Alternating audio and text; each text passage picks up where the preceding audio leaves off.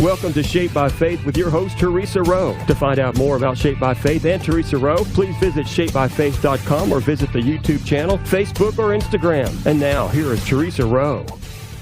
Welcome to Shaped by Faith, where we shape our bodies and hearts for God's purposes. Okay, I have a very well-known artist in our community and nationwide, Rex Robinson. It's Robinson. Robin. Robin. You know, out in front of my Visual Arts Center at 5th and Locust, I did a sculpture. I had a hole. The steps were down on the right side 6 inches, so I thought, I'm going to fix that. So I made this huge concrete sculpture, new steps, and it has a robin flying in front of a sun. So, Robin Sun. Exactly. That's my Cherokee name, I'm telling you. You're very quick-witted. Thank you for that one. Well, I showed that to my sister who passed away this past year. Sorry about banging the tables. But it was one of the funniest things lately that we enjoyed, because I showed her my card, and she says, well, it's pretty. It's a robin. Well, why did you pick a robin? I said, it's a robin in front of a sun, Cheryl. Did she get it then? And she like, oh, my goodness, I floored her. Takes a while. Yes. Sometimes. It's good. That's good. Okay, so tell us where we can find your paintings. Well, I've got several hundred at 5th and Locust. That's 425 West 5th. It's right across from the side of Haley McGinnis Funeral Home. And I've got 100 pieces out at the Senior Community Center, and that's at West 2nd on the left. I've got a big sign out there, hopefully still there. And I got a surprise exhibit for Valentines weekend coming up at Townhouse Suites. Okay. So that's going to be Saturday from 2 to 5. Okay. So this is perfect timing. And it's going to feature my bluegrass portfolio, which got me the honor of being selected as the International Bluegrass Visual Artist. Wow. So I'm like, oh, congratulations. Wow. Yes, it's like it was one of my first international awards. That's pretty neat. That's more than neat. It's pretty cool. So tell us when you began. What interests you in becoming an artist, and when did you begin painting? Why don't you just give us some of your background? Well, I can go back to my first two memories. Okay. And I might have told you this before, but my first one, I was performing, and I was still in my crib, but it was small. I couldn't stretch out. And my dad, for a lot of reasons, he was a World War II veteran. I'm playing my ukulele, and I thought I was going to take Elvis's place. And I don't remember. I was singing too loud, and he was trying to sleep because he operated Robinson's Cafe in Bremen and then drove to Owensboro on the other side, worked at Green River still. So he was generally aggravated, and he smashed that guitar over my head. And I can remember it was like all the noise just went into the tinklings of the little pieces, and I wasn't hurt or upset, but I took it kind of as a, I don't know, in my innocence, a sign from God that, the performing part is not the main thing. So my second great memory was watching my mom paint the baptistry at Bethlehem Baptist and seeing her create new colors. And that put an urgency in me to paint a baptistry, and I finally got to out at Whitesville with Pete Taylor's church. I'm not even sure if he's still there, but I painted, done live painting in several services, and painted and talked, and just talked about the paintings. So that's one of the greatest thrills for me always, because in high school, when I dedicated myself to God with my ability, I really wanted to expand that in every way, every opportunity possible. And I've done a lot out of this area, but not here locally for some reason. And I'm ready always, and especially to do murals and things that would make a difference. One of my favorite projects was out at Owensboro Christian Church in the entry, where you walk under it 9 feet up. It's 30 feet wide, 40 foot tall, of a lot of scripture coming out of the living Word, and that's the title of that. So God has always inspired you in your paintings. Would you say that, or maybe not early on, but it got to that point for you? Well, yes, and like in the academic training, I've done a lot of life drawing classes, and I've tried to frame up a lot of the sketches and different things that I had. So every once in a while, it's good for an artist to purge.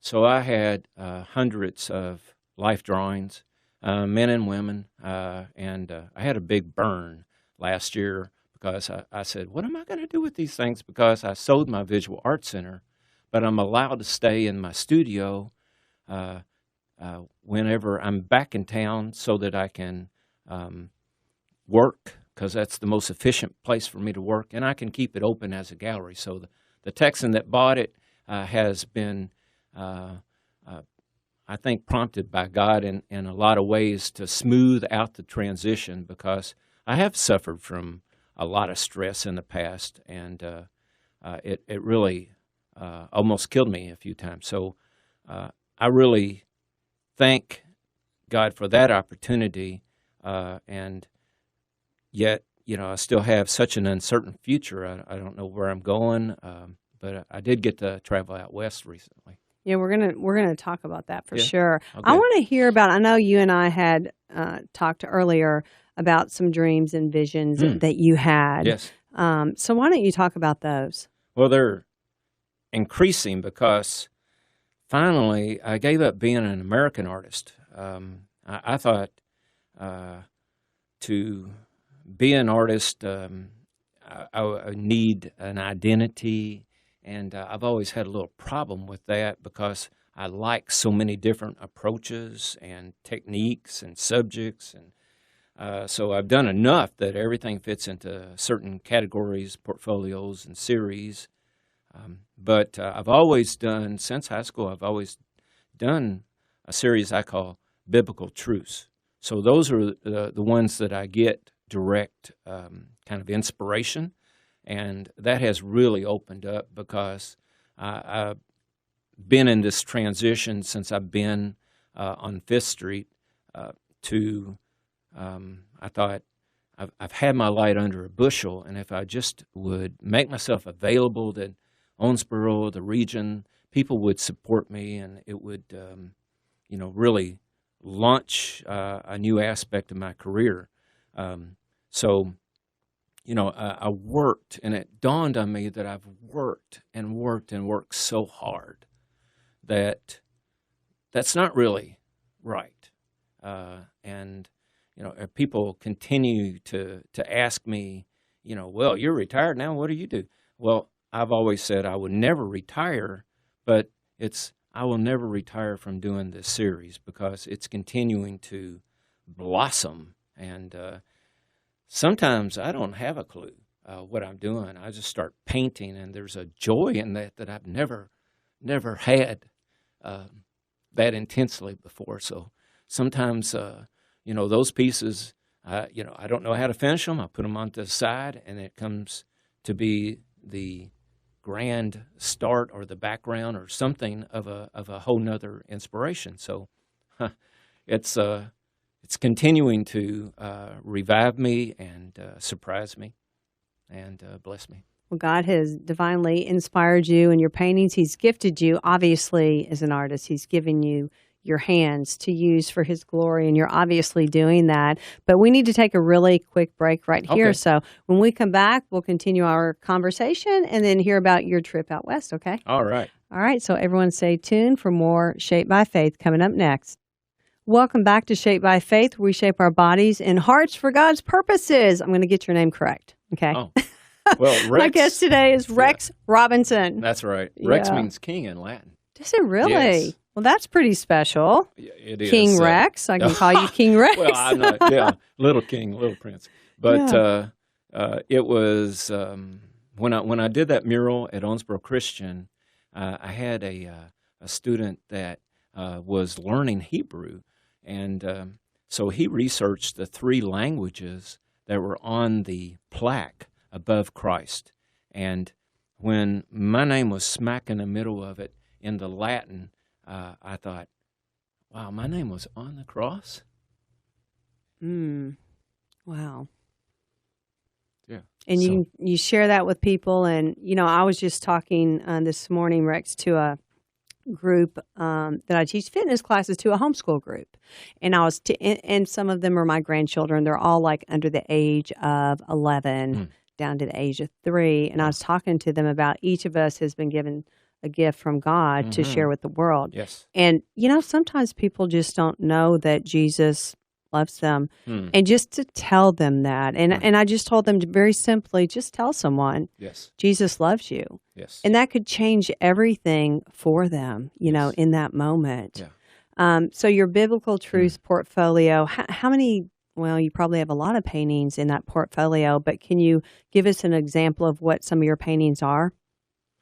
Well, yeah, the one I'm working on right now is from Mammoth Hot Springs in Yellowstone.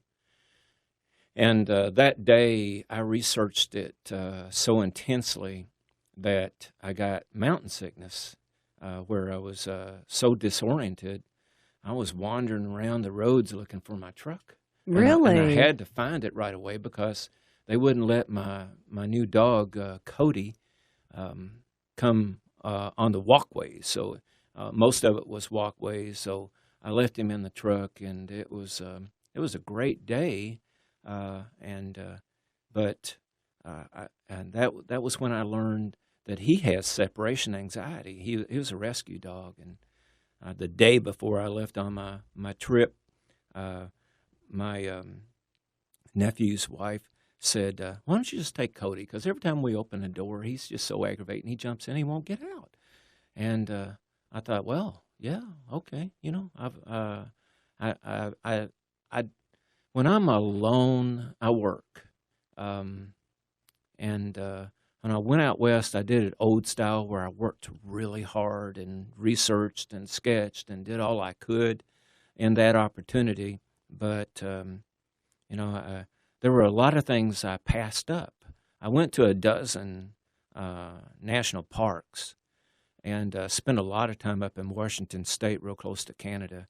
It was unbelievably wonderful. But before I left, I bought a 28-foot camper, which there's a story in that in a little bit, which for the first time I hauled that around, it was horrible. I had 7 wrecks when, in that one trip. And you said that. Now, Rex, how can you have 7 wrecks? Explain well, yourself. Big. Are you used to a camper? Was that your first time? There's some places you just can't get out of, and there's some people that park, right in the way. So you're up and back and up and back, and, bong, there's a little dent. I But gotcha. The worst was in Yosemite when I was coming back. What happened? Well, I was on the mountain road, which the national parks. If the government is listening, you need to expand the space in the national parks and have more parking. There's a lot of parks I didn't even have a chance to pull over and take pictures. They're going to get right on that, Rex. That's talking. exactly what I'm talking about, because they've reduced the rangers to traffic guards just waving me on. You can't even go into the visitor center. But I was coming around the Yosemite Valley, and I was way high, hugging the side because I had the whole trip out and back tried to keep my trailer tire on that little line on the right side. Oh, gosh. Well, Cody was sensitive to the sunlight. It was beaming on him, and I had put my map in my visor, and it fell down instantly, at the moment that I saw that there was a great outcropping of granite. And at that moment, my trailer tire dropped off the side, and although my truck passed, the trailer lunged into it. It was really a straight edge that came out at an angle. So then it pushed the whole trailer out. My truck and I were jackknifing and kind of dancing really toward an 8,000-foot cliff. Oh, my goodness. And it got Cody's attention, and we were both screaming, God help us. And instantly, it's one of the several supernatural savings that I've had in that, everything just straightened calmly out. I was in my lane, and I was like just thanking God the rest of the day. I bet you were, Yeah. and he heard your cry, and Yes, he answered, He and always Cody's. hears. Okay, so why did you go out west? I mean, what was the purpose behind I've always it? had that urgency and never had a chance. When I sold my place, I bought a truck and a camper, and I was like so pushed to go. It took me weeks to make my schedule, to have the RV places, campgrounds, and I had a hard time estimating the distance out there. So I really pushed my trip in horrible ways to go from one place to the next, and I missed a lot of reservations, and I still had to pay for them. But it was whenever I got to stop and enjoy God's beauty and design, that was my objective, because I wanted to go out west as an American artist, and I was doing comparative portfolios of each state, and I was ready to go, and had that interrupted by a lot of sickness, and I got so sick my organs shut down, and I had to retire from teaching at OHS, and I loved that job because I didn't teach it as I was taught to be an artist, but I used the universal language of visual communication, and it really opened a lot of people up to understand something that God put in every one of us. He created everyone to be creative. Mm-hmm. So that's half of who we are. We got a creative and a logical side. Everything about art can be done logically, and it is odd how a lot of people, and I've slowly evolved this information to explain it more easily, and such as different directions. A lot of people, their favorite place is a beach. Mm-hmm. But especially this time of the year, yes, Rex. and yeah, and in their gut understanding, they receive that therapy, and the therapy is that it's like body language. When you lay your body down to rest, that's a horizontal line. When you're looking out at the ocean, at that horizon in the far distance, which is a great release, but then all these other horizontals of clouds and waves, they come at you, and you just gotta relax. You just let out a big sigh and enjoy. Mm-hmm. So that's peace. That's right. The vertical line. I'm sitting down, but you're standing up. So you're stronger than I am in posture right now, because I've had so much therapy lately that I've got better posture. And when you're, say, at attention, saluting, that's a great strength. So angles are action, curved lines are smooth action, because curves are little angles put together. Computers can't draw curves. They put points and straight lines in between. They put them so close together that it looks like a curve. And dots and dashes are excitement, the universal symbol of exclamation. We're going to take a really quick break. We can keep talking, but we're going to take a real quick break right here, and we'll be back with more Shaped by Faith. Everyone stay tuned. Welcome back to Shaped by Faith. We shape our bodies and hearts for God's purposes.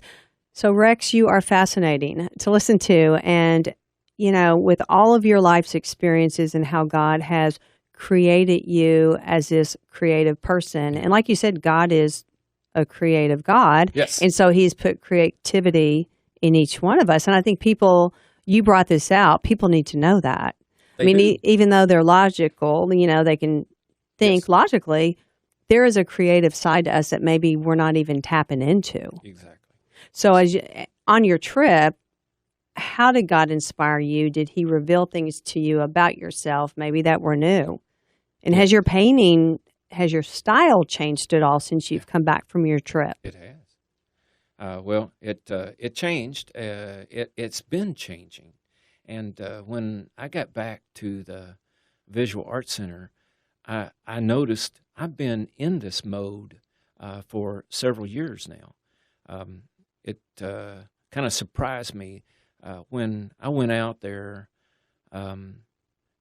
The format, which is the biggest thing you're looking at with art, it's the shape, is so informative. And I kept getting compositions that were vertical, horizontal, and the exaggerated, so that they would exaggerate the strength and peace, but also squares. And squares, they just kind of sit there, you know, as a composition, but they are solid, they're strong. So those kind of things brought a great emphasis and kept repeating themselves, and I could just feel a presence of Christ, and my spirit was awakened in a new way of seeing. So that was one of the things that I taught, and an advantage of being a creative, is that you actually see what you're looking at, and it's so incredible that people don't really notice. And in fact, especially now that we've been masked and beat down in social ways, people walk by and they avoid looking at you. You know, that's true. Everyone it's not keeps good. To themselves. Yes. We weren't created to do that. No. We're created social. Yes. It's natural for us. Everyone is born explosively creative. But when we get to about the third or fourth grade, our knowledge of a subject surpasses our ability to express it. So we're not happy with working like a primitive anymore, as a general rule. And, creativity has come out in different ways, not visually. So just picking out the clothes that you have in the day, that's an expression. And I had the three things, the ingredients that helped me cross that threshold. And it was part of my biblical truth experience in helping other people get over that. And although I was taught to be an artist in all my art classes, I wasn't taught how to be a successful artist or how to be a businessman and do all that. And in my frustration, I just work more, I paint more, and I love time in the studio. But a lot of my students, and I enjoy seeing them out and getting hugs. A lot of my students are artists now. So you inspired a lot of artists out there. That's awesome. And we're supposed to inspire others. Yes. We definitely are. Yes. And, I love what you said about, when we're in grammar school, I think if I would have been taught creatively instead of just a textbook, because everyone learns so differently, if we would have sang a song about it, like my grandchildren are doing now in homeschool, or if we acted out what I was learning. So everyone learns so differently. Yes. So tell us about your exhibits. We don't have a whole lot of time left, but yeah. Well, I want to remind people to enjoy a Valentine experience at Townhouse Suites this Saturday. And I know it's going to be cold and rainy maybe, but it's cozy inside, and we're going to have treats and have an exhibit of my Bluegrass series. And it's nice to get that back together. I'm pulling it in from different directions. So that's Saturday I'll be there probably from lunch on, but the opening is from 2 to 5. And tell us the location and the address where we need to go. Yeah, out 54 across from Hobby Lobby, looking way over to the right is the hotel. They've got a kitchen in every room. It's really, really super nice. Okay, so you're going to be out there. Before we close, what would you say to someone who they want to paint or they want to be creative and life is just, like you said, beat them down and they just fill in the doldrums? How would you encourage them to use their creativity that God has given them? Yes, there's been a big increase in that, and I really I've done a lot of interviews and some videos, but I really wanted to continue with doing classes and a process where I explain the information in a progressive way because it is important. The number one most common factor of people in prison, at least it was a few years ago when I did a paper on it, is repressed creativity. So that's been an explosion where people have been to look inside. And so we need to begin to express ourselves. Yes. Once again. Yes. Rex, we could keep talking, but we need to go right now. Okay. Thank you so much for being my guest on Shaped by Faith. Oh, thank you. And thank you for listening. I'm Theresa Rowe. Everyone have a blessed day. Bye. Thank you for listening to Shaped by Faith with Theresa Rowe. Remember to visit shapedbyfaith.com to find out more about workouts, the TV show, podcasts, blogs, Shaped by Faith products, and much more.